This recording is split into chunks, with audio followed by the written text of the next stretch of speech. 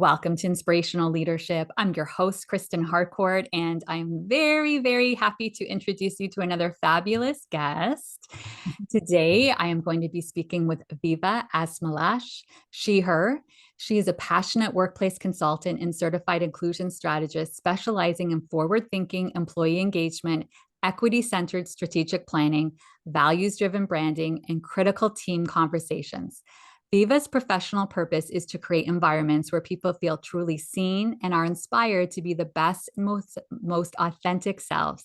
She often facilitates inclusive executive group coaching, delivers engaging keynotes and panel discussions, and crafts org-wide education experiences for clients like I always want to say IDEO, you, MIQ, and reading partners. As a co-founder of Liberation Labs, she proudly co-designed the first of its kind culturally aware feedback training.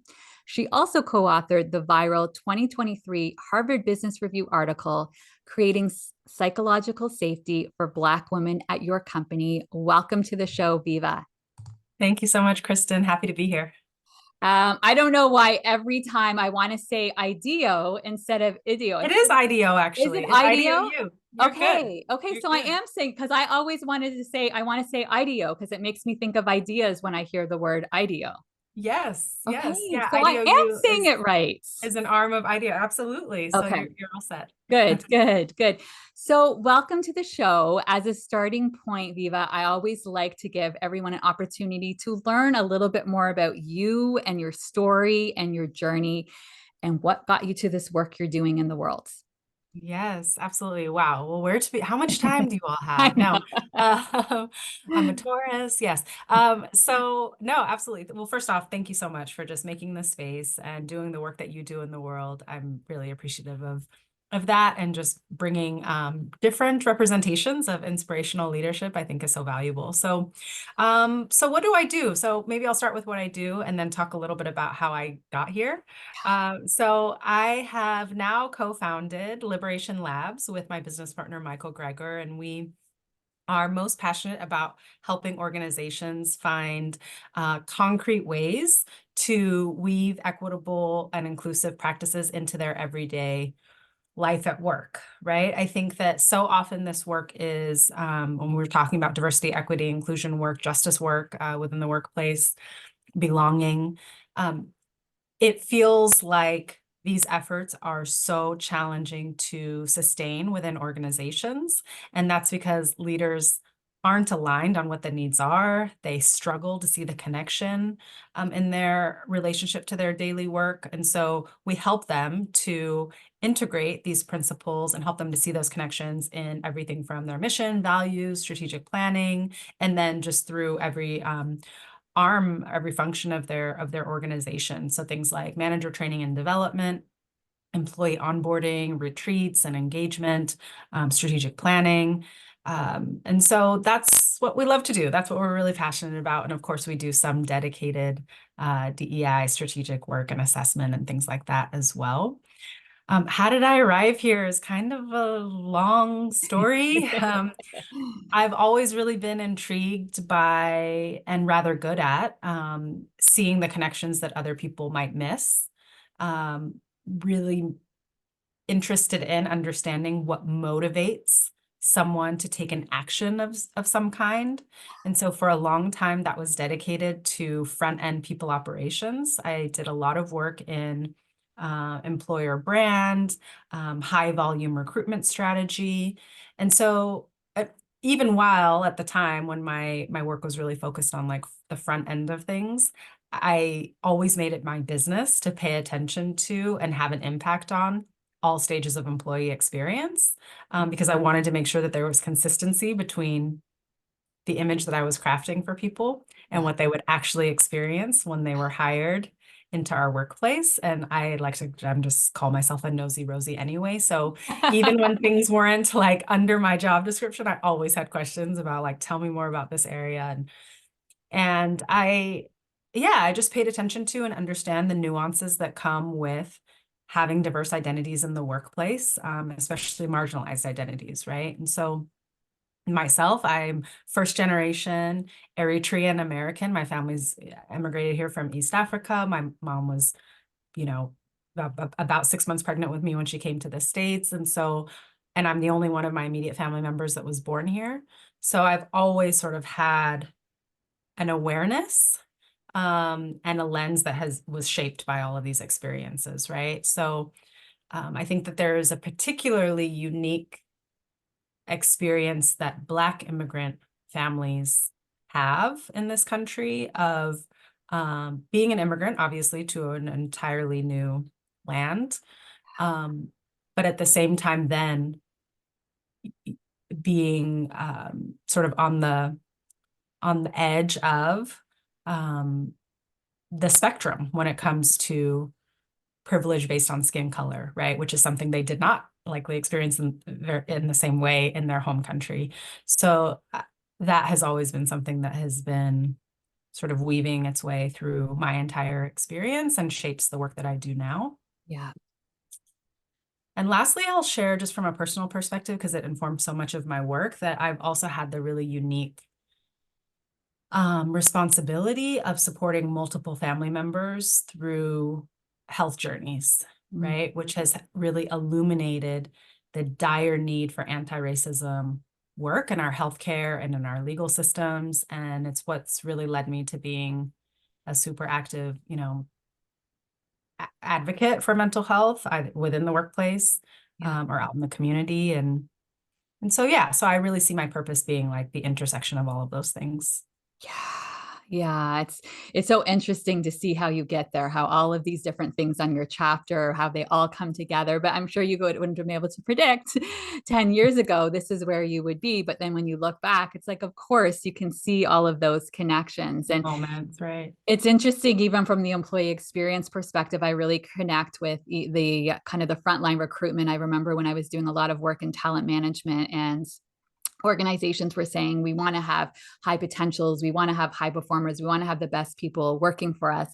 And I kept on saying, that's great, like there's things that you can do, but like what are you doing for when the people get into the company? Like what are your leaders like, and how are you coaching and developing them so that when your high potentials and high performers come into the organization, they're being supported, they're feeling meaning and purpose and all of that in their work. And I can't tell you how many times that's nice, but we don't want to talk about that part. We just want to get the people in the door. And that's where I just kept on hearing this over and over again. And I felt so called to be able to help with more of that work, to be able to make Yeah. those changes in the organization. And I'm sure you experienced this from your end. And I was kind of smiling as you said the employee experience piece, because I can even think of where in the interview they'd say all these things and all the right things. And then the person would get in the door and they'd say, nope, nope, very big disconnection here.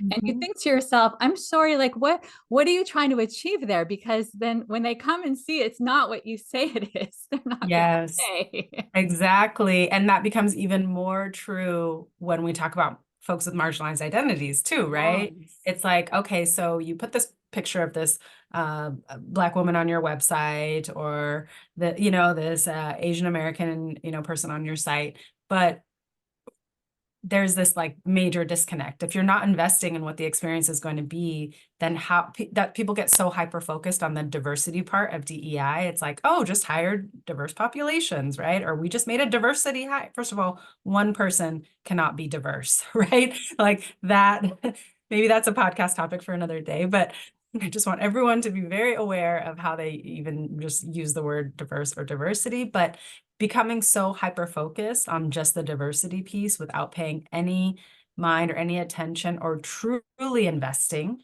right, in the hard work of rebuilding cultures so that they are more equitable. That's the other piece of the disconnect here. And people are not seeing the you know, statistical results that they want to see, because they aren't investing in their culture first and then everything else that comes from that. Absolutely. And that's what I wanted to talk a lot about. And I was really, really intrigued by your article with HBR. And I'm just going to repeat the name of the title of the article, Creating Psychological Safety for Black Women at Your Company. So tell me more about the themes that emerged in that work. And I would suggest everyone listening, I will definitely have the link to the article in the show notes. But for listeners that this might be the first time they're hearing about this, and it went viral viral for a good reason. Tell me more about the themes that emerged in this research and work in this article that you co-wrote. Absolutely. Well, first, I always want to name my brilliant co-author without whom this article would not have been possible. And her name is Agatha Agbenobi. And Agatha and I started having these conversations around the fact that, a lot of times when these concepts emerge, things like, however many years ago when Lean In came out and everybody was buzzing about that concept of leaning in. Same with Brene Brown's work around vulnerability, right? There are these concepts that are raised in the workplace. And what it does is really kind of shines a light on the fact that, yes, we should be talking about these things and that there are distinct nuances for different populations, right? And so that always feels like that's the layer that's missing in a lot of these mainstream conversations. And why it's so important to always have that identity lens on these different topics is because when these conversations are happening, that's where decisions are made, right?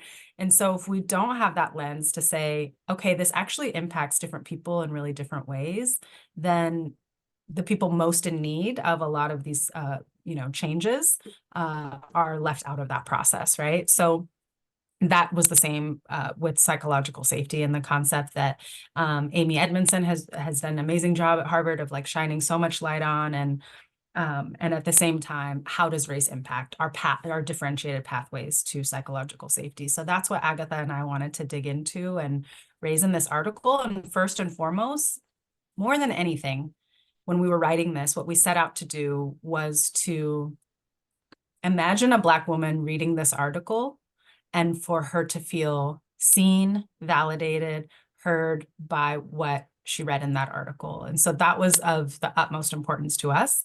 And then the second component was that we wanted to shift the conversation from, a lot of times these articles really focus on individual actions and the things that individuals can do. And while that's important because individuals make up organizations, right? It's also important to start teaching people how to be thinking about things through the lens of systems and structures and making systemic change. And so we wanted to put the onus on organizations to start making concrete steps towards deeper psychological safety for all populations, most importantly, those that are the most marginalized in the workplace. And we wanted there to be some really meaty statistical information and research to back that up. So there's a lot of data that's referenced in the first part of the article that can help kind of give that historical context around much of what we're talking about. Yeah. And so, what are some of those things that immediately come up for you? And of course, you go into a lot more detail in the article that might not be really enough thought is given into this when you start to think about how psychological safety would be experienced by a Black woman. Sure. So one of the things that I want to start here because pay equity is, we know, such a topic and something that needs to be so much attention needs to be paid to that. Because how can we say that we're an organization that is committed to equity and inclusion and we see such gaps when we start looking at compensation? So really put your money where your mouth is, right? And start looking at pay equity. Yeah. But I would use that as an example. I would use the example of, manager training and development, how much, and this is why we do so much of the work we do at Liberation Labs, how much better would it be if organizations were not doing this sort of corrective work around teaching people later in their careers how to not commit microaggressions or repair microaggression, but start teaching them at the outset in the early part of their career, what it means to lead diverse teams, right? Moving from cultural competence to cultural humility is something that we want to talk to people a lot about. So there's this idea of manager training and development and having a new set of standards, right? We can't really continue to leave, one of the things we say in the article is we can't leave it to chance, the experience that a Black woman has based on just who she happens to get as a manager, right? There's also this piece in here. First of all, HR departments do, I worked in people ops for so long. And so HR is like near and dear to my heart. Yeah. And at the same time, um, HR departments is not an easy place to be because they are a lot of times, I always say like the moral compass within an organization. And often they put in a position where they have to protect the well-being of the organization when really it should be the other way around, right? And like protecting the best interests of each individual employee. And we know that that's just not how things happen in so many workplaces. So, yeah, just moving it from a one-to-one solution to really thinking about systemic change. Yeah, absolutely. Because I say this for any time someone's getting into leadership, you don't know what you don't know, right? So if we can have people right at the beginning as they're becoming leaders, because let's be honest, just being a leader in general, going from an individual contributor to being a leader is, oh, all of a sudden I'm responsible and need to be supporting and coaching, developing all these other humans. And guess what? All of these different humans are different personalities and have different needs. And from a diversity, equity, and inclusion lens, they also are different lived experiences on all of that kind of stuff. So I think it lends itself so well to, in general, all organizations really need to be supporting emerging leaders as they start to go into leadership, but making sure a huge component of that is what you're talking about here, helping them understand what does it look like to support different people with different needs, different cultures, different ways that they're experiencing things that they can't know until they get educated on around all of these different things. And I think this is a huge gap in many organizations in terms of training for new leaders. Absolutely. Yeah, it's so true. And I even, sometimes how well, not to be all in your business, Kristen. I don't know what your dating, history has been or was, but a lot of times when we start dating someone, it's like the realization that they didn't just arrive on your doorstep, like they've lived this whole life Yes. before they came to you with a lot of other relationships and things that they have experienced, childhood, all of these different things before they get to being right in front of you, right?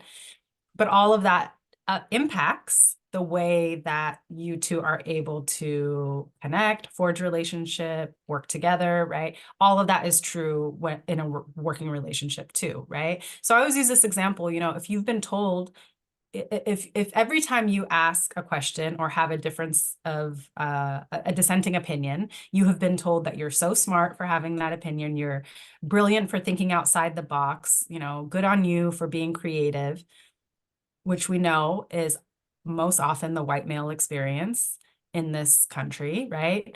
Yeah. And on the flip side, if you have every time you had a difference of opinion, you told that that was problematic, that you were talking out of turn, being sent, to the principal's office because you're acting out, right? Which we know because the data shows is the experience of Black children in classrooms all across this country, right? You can understand then how those experiences become compounded when you find yourself in a workplace, right? So why would you, step out and have a dissenting opinion if every time you do, you're told that you are complaining or, that you're being negative?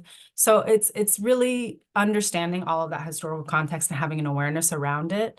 And frankly, unless you're willing to do that, you shouldn't be calling yourself a leader. You shouldn't be in a leadership position unless you are willing to approach it with that sense of cultural humility of what you said of, you don't know what you don't know, and what is missing from your lens that can make you better, that can make you a more well-rounded and equitable and inclusive leader. So those are just some of the things that, people can be thinking about. Yeah, absolutely.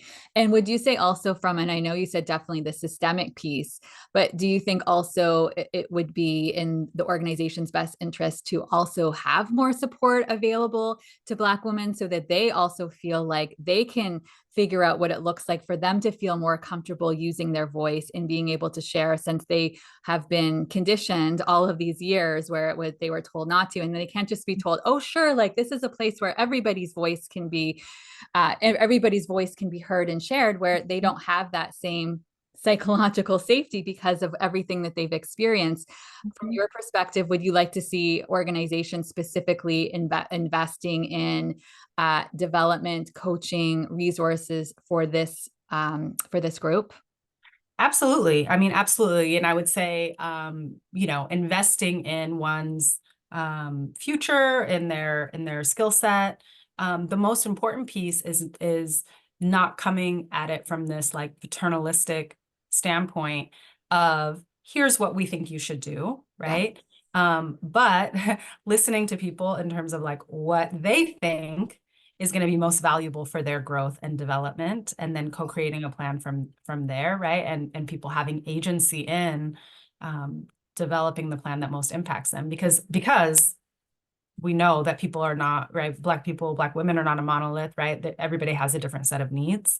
Yeah. So that's the most important thing I would say is like yes to the investment, and also be mindful of how you're going about that.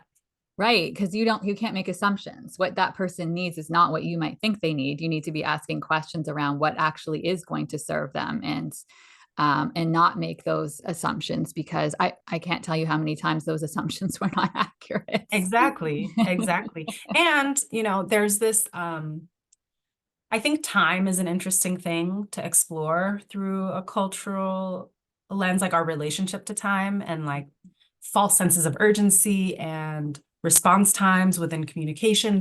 There are all these different layers to it when we think about it, in the sense of the workplace. But, it's okay to ask people what they think they might need and let them know that they can come back to you in 2 weeks, a month, 6 months, 3 months, when they have more clarity around it for themselves, right? Because if you have when there have been very few experiences in your life where you have been asked um, what your opinion is on something, how it's been very rare for you to feel empowered from an employer.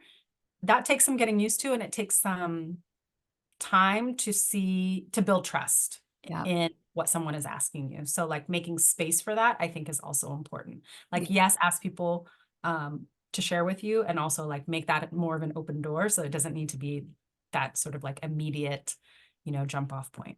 Yeah, well, I talk a lot about this when it comes to constructive feedback as well, where a leader might be saying, tell me what I can do more of and how I can support you. And I said, like, ask that one time, two time, three time, four times. You can't stop asking it, because previously people might have asked them that same question, but then they answered that question and they didn't want to hear what they answered. So until that trust is created that you actually want to hear and you're going to do something with it, and there's not going to be any retaliation because you're sharing openly.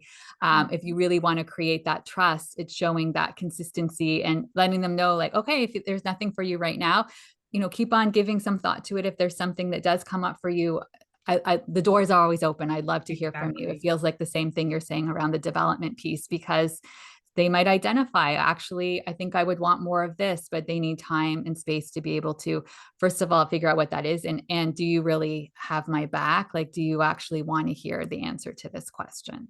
That's absolutely it, right? And a lot of what we're talking about here, that's why, sometimes when people think about DEI work as being this like siloed work, it's really like, we talk about this. It's like when you are making things better or how do I want to say this? When you are paying more attention to improving your policies with the most marginalized in mind, Yeah. you inevitably make things better for everybody else at the same time. And so that's also an important thing for people to be aware of as DEI departments are getting cut, as budgets are being slashed, as we're seeing, the injustices in terms of like legislative components that are being, rolled back and all these different things. It's Yeah. like this doesn't just affect a few people, right? Even if it did, we should be paying attention to it, but that's not the case. It affects every single one of us Yeah. in ways that we may not be aware of. Yeah. Yeah. Absolutely. So the name of the show is Inspirational Leadership. And Yes. I'm curious, on your end, when you start to think about inspiring leaders and how they're showing up in our workplaces, what comes up for you? Yeah, inspiring leaders. Yeah, this is such a good question.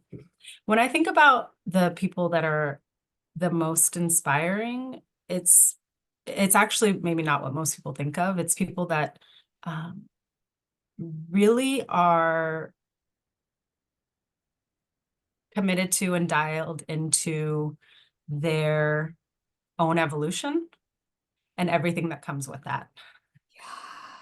Um, so yeah, I mean, it's, I think, so important for people to understand that each of us are obviously on a journey of learning and becoming better. And like, as we're learning, as we're evolving, how are we then modeling that to others? I think, and bringing others into that is the thing that I'm always appreciative of leaders in my life. Yes. Think about Yeah, it. I love that answer. I think that I think 100%, if I think about an inspiring leader, they are somebody who is constantly investing in their growth and development and recognizing it's something that you're never done. It's never finished. It's never complete. It's evolving, which I really appreciate that word.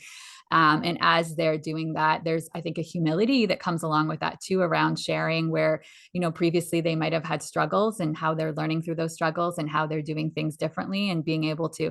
I found the leaders who have been very inspiring to me as you're sharing this as well. There has been that level of vulnerability that they realize that they're valuable and they don't have it all figured out and they're figuring out as they go along.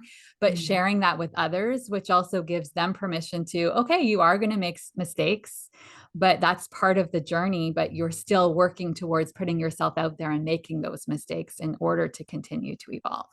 Yes, exactly. And then how do you, like I said, like inviting other people into that, like in the ways that you're talking about, but also like sharing the stage, quote unquote, sharing the Yes. mic. Like I think Yes. that's so important too. One of the questions years ago, I was organizing a panel at a previous workplace, and one of the questions that we asked is, what is something that you used to think, and how do you think about it differently now?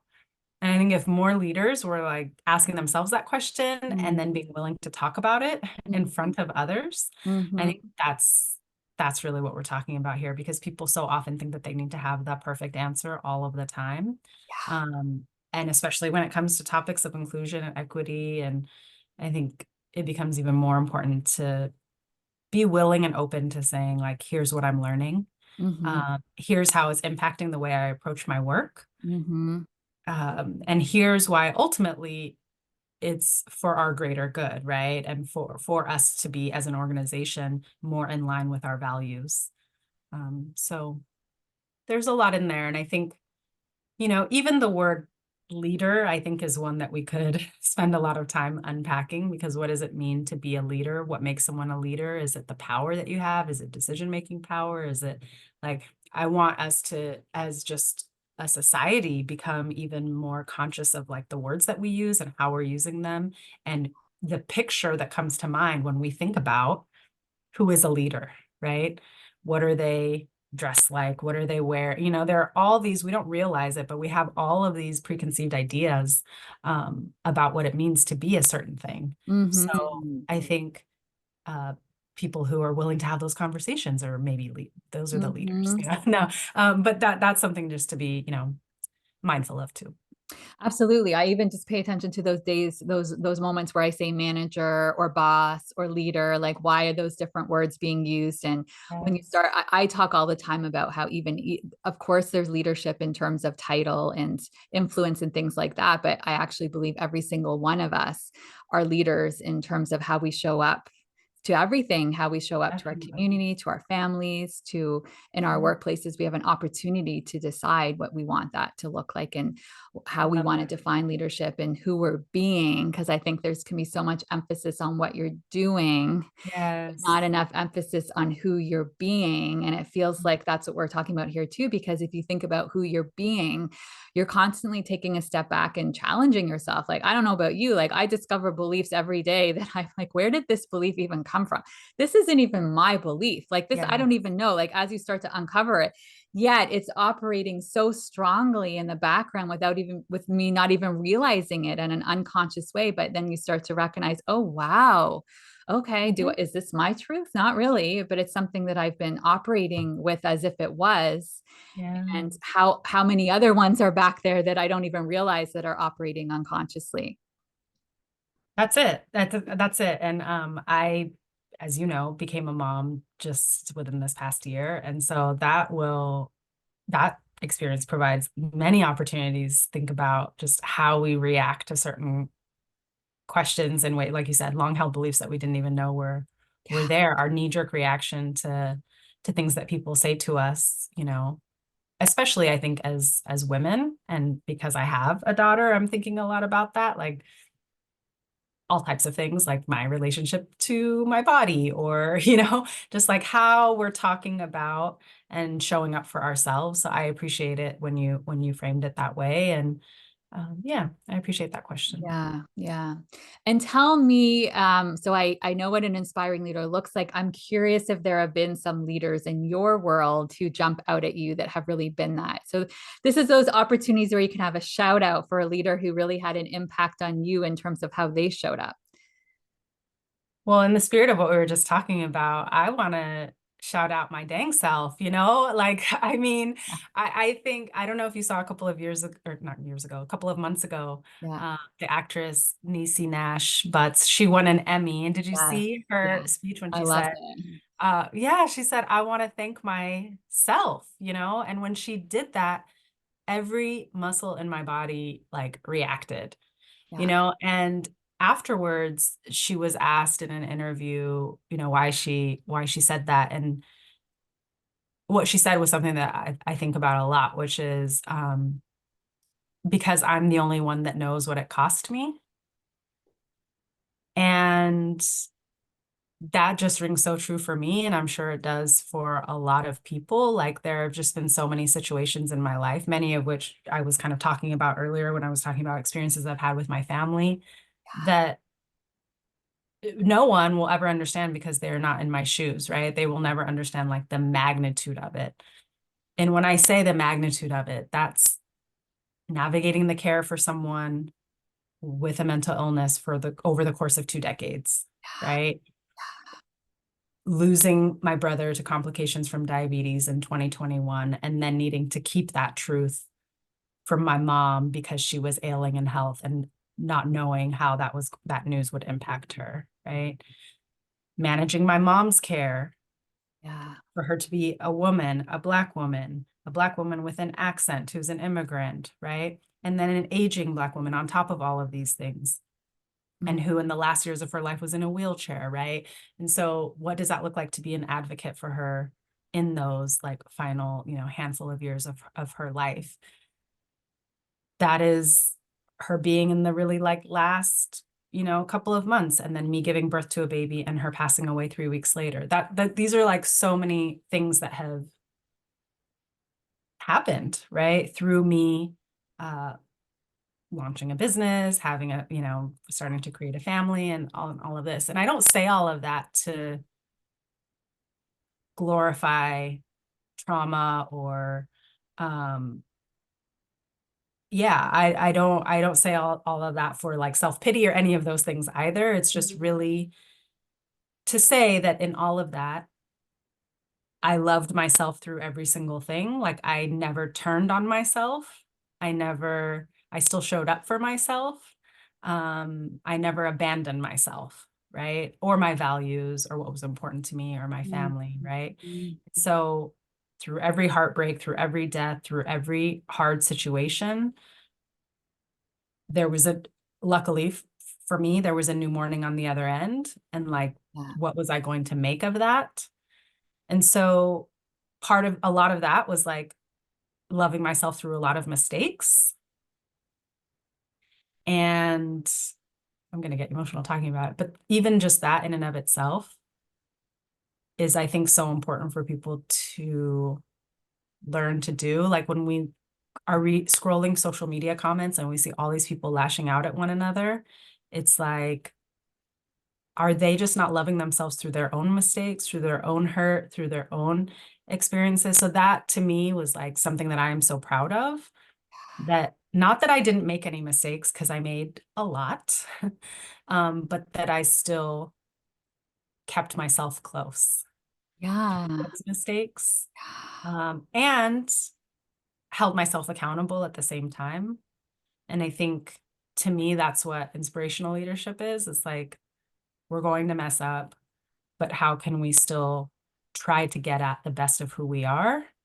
And the best of who we are is no good unless it's like extends to other people and Mhm. the people who most need it, Mhm. is the other piece. But yeah, and I'll also say that like obviously, or maybe not obviously, but I am the amalgamation of all of the other amazing leaders and people that I've had the opportunity to like come from, first of all, my ancestors, and also the people I've been able to work with, right? And those have been a couple of supervisors that I do want to give a shout out to, named Mimi Gordon and Diana Lee, who both in very different ways um, shaped, helped to shape my lens.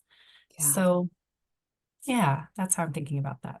Ah, like my heart hearing that answer, Viva. Like, I think, first of all, there was a quote, and I don't know how the quote goes, and I'm not going to try to say it right now and butcher it, but it was around not abandoning yourself, right? How often, especially women, can abandon ourselves through all of that, right? And I think it's just for everybody listening, and there's going to be men and women who need to hear, or whatever gender you identify as, are going to hear this. And I want you to really, really hear what Viva said. I've had so many people on the podcast, and I've never had anyone give that answer. I was getting goosebumps as you were sharing, and then also sharing that video of the speech, because I remember the same thing when I heard that speech. I think I watched it 4 or 5 times over and over Yeah. again, and the goosebumps that I got, and then how we're talking about again the goosebumps. To me, when that happens, I just know that's my soul and my inner knowing, just like it's like listen to what's saying, remind that's a reminder to you right now. So I want everyone who's listening right now, like take a moment and really pause and hear what Viva just said there. Like really hear what she just said there, because I think all of us, there's times where we could be having a little bit more love and care for ourselves and having that same answer. And I think some people might struggle with having that answer because of a lot of conditioning that tells them not to have that answer that's not true. Yeah. Yeah. Thank Thank you. you. That's Yeah, thank you. Thank you for that. yeah. Yeah. Wow. I feel like I don't even want to talk. I just want to sit in that beautiful area of what you said there. I think it's really, really, really important what you said there. And thank you for sharing it. Mm. I want to give you an opportunity as we start to get close to wrapping up, which is always hard when we're having these really, really important, meaningful conversations. So I give you a magic wand, and you get to go into an organization, and you really get to, with that magic wand, start to make some of those systemic changes. And there's going to be people, maybe people and culture leaders, CEOs, people listening to this podcast right now. And I'm a big believer too, you have to start with baby steps. You have to start somewhere, right? But Mhm. what would you do? What would you do with that magic wand? What do you want to see change more of in cultures? Oh, I have so much to say about this. The first thing I would say is like, even if organizations were just actively trying to make their existing values more true, I think that that would do so much, right? So many organizations have amazing missions and values, and they collect proverbial dust because no one checks back in on them and they become just meaningless words. So that's one thing that I would say, like we have such inspiring statements that are already at our fingertips. So that's one thing. The other thing that I would say is in that is that something better can exist if we're willing to invest in it. So like helping people, if I had that magic wand, it's like ding, helping people to know like, no, you don't have to actually be, and I know that's so much of the work that you do through coaching and other things, but it doesn't have to be this way, right? There is another way, and there is a way that can bring so many that we can engage in and have collective success for people, collective liberation for people, true equity, right? So that's the other piece. And then the last thing that I'll just say on this, because I've been thinking about it a lot, and my business partner and I have been talking about it a lot recently, is the you see my baby swing in the background, which is why this is on blur here. But the last thing, which is I've been thinking a lot about Gen Z and Gen Z in the workplace specifically. And I think that we have so much to learn from Gen Z if we were willing and open to it. Mm. as leaders. And so what I'm seeing and hearing is a lot of just there being a lot of disconnects, generational disconnects in the workplace. And I don't feel like I'm that far off from Gen Z. I mean, I'm like the last year of a millennial. I like to call myself the world's oldest millennial. But there's just something very different about the way my relationship to technology and the way that the internet did not shape my childhood, right? Mhm. That is very different from that of Gen Z and like how that's impacted everything else. And so we don't have enough time to unpack that here, but I think that there's a lot around emotional intelligence that we can learn from Gen Z. And I think Gen Z can obviously, there are lots of things about collaboration and work that they can learn from other generations too. But Yeah. I don't want people to continue to dismiss Gen Z in the way that they have been. Yeah. Um, because you need incoming talent. You're not going to be able to survive as an organization without it. Yeah. And B, you're doing yourself a disservice, your own evolution, your own growth as a leader, when you do that. So that's the last thing I'll say. Yeah, I think it's important to show up from a place of curiosity and ask more questions because they probably have so much that they want to share. If there Mhm. could be more listening and less making assumptions and less making statements and judgments.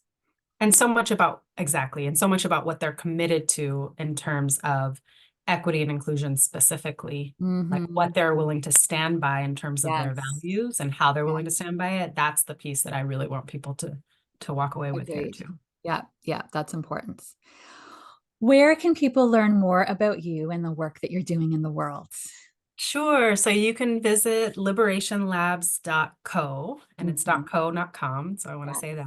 And then vivaasmelash.com are a couple of places. I'm pretty active on LinkedIn. So that's a good place for people to reach out to me as well. And through Liberation Labs, my partnership with Michael Greger, we also have a Substack blog. So people can feel free to subscribe there too. Amazing. And we will have all of that in the show notes. Viva, thank you so much for being here today. Thanks for making this space, Kristen. I appreciate you, and we'll talk to you very soon, I hope. And for everybody, wherever you are in the world, good morning, good afternoon, good evening. We're sending tons of love. Bye bye. Bye.